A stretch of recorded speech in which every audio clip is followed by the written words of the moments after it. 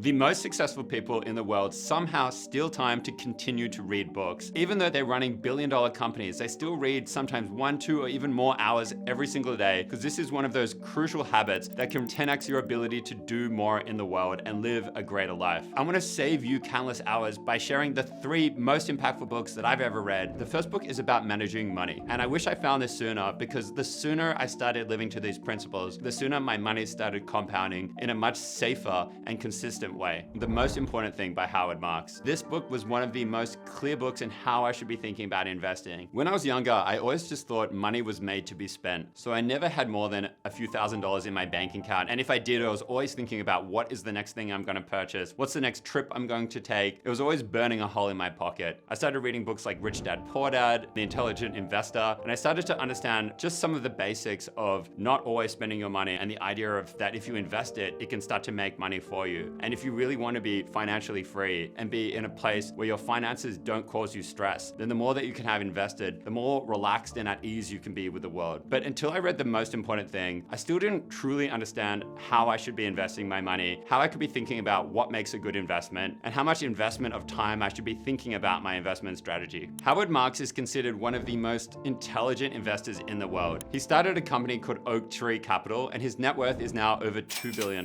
The first big idea, I remember when cryptocurrency became a big craze and I started to get caught up in the excitement of it. I started to see a lot of friends make a lot of money very quickly. And so I wanted to participate because I didn't want to be the only one left behind. So I started buying a little bit, and as it kept going up, I started buying more and more. And even intuitively, I felt like this was a bubble and eventually it was going to burst. I got caught up with my emotions and I wasn't thinking about the risk, but I was just worried to not make the potential gains. And the first big concept from the book is great investors manage risk more than they are about trying to make big gains. If you're like me, sometimes you get caught up in the excitement of an opportunity. A great investor always asks, what is the risk? The more that you can protect the risk of losing money, then the more that your gains will be so much more impactful to your overall portfolio. The next major lesson that I think about all the time is, I remember when I was running my agency, I was very involved in understanding e-commerce. And so I had hundreds of clients that I was helping grow their business with Shopify. I just was such a believer in this platform. Their marketplace of apps were amazing. They were a fast-growing company. I love that they were still run by the founder. I would listen to interviews of him and I thought, wow, this is a company going places. So I started to buy the stock and I started buying more stock and more stock. But eventually the market turned around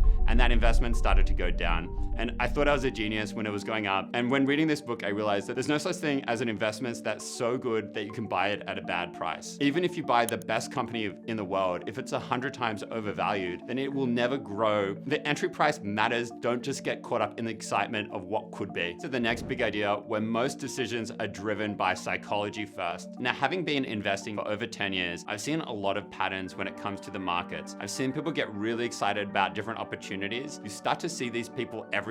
Maybe it's cryptocurrency, maybe it's NFTs, maybe it's tech stocks. There's always something where people start to band together and they really start to get this collective ideas of how they're thinking about the market. But to really be a great investor, you need to go against the grain. When people are getting really excited, that might be the signal that it's time to sell. And when people are really fearful and think that it can't get any worse, that might be your opportunity to buy. It's scary to act against the grain. If you're greedy when others are fearful, there's an opportunity to make an incredible return. The sooner that you can understand the principles of money, it's so important because it can get you out of the stress of always worrying about money. But one thing that's even more important is understanding yourself. As I was growing up, I wanted to really be a person of character, someone that lived up to my values, someone that I would be proud to become. I didn't fully understand what that looked like and what it truly meant to embody a person like that. But when I read the book Fountainhead by Ayn Rand, it really shifted my idea what it meant to live with incredible integrity. One thing that really inspired me about Fountainhead is the main character is so convinced with their vision he's trying to create in the world and how he wants to be as a person in this world, that he just is not shaken by all of the noise and drama around him. And he just will not break his values. He's willing to sacrifice everything. Reading this story was a source of inspiration for me when things were really hard, because there's so many hard moments in an entrepreneur journey. I got yelled at by potential clients. I had so much self-doubt, thinking that what the hell am I doing with my life? I'm still living with my parents, but seeing a character, seeing these principles embodied in a character like Howard Roark, I think is such a source of inspiration. I still think about this all the time. I even have a fountainhead tattoo on my ankle. This is an image of Howard Roark, because I still think about this character and how I want to be in the world, and how I don't want to sacrifice my values, and I really want to live with high integrity to the person that I want to be in the world. From time to time, I'd get these opportunities to work with some big brands, sometimes with the opportunity to make $4,000 to $5,000 a month, which was a lot of money for me back in the day. These were brands that I didn't ethically believe in. For example, a company that sold hunting trips in Africa, or a cigarettes company. It was something that I just couldn't get to terms with. Even though I was desperate for the next client and I was desperate to grow my business, I had to turn away these businesses because I knew deep down I just wouldn't be proud of myself. I think in life, we're going to get many opportunities to break our values a little bit to get further ahead in life. We could lie, work with someone that you don't respect. It might be a way to trick a certain customer, whatever it might be. And we can do it to get ahead, and we can often rationalize it. But the problem is, how are you going to internally feel?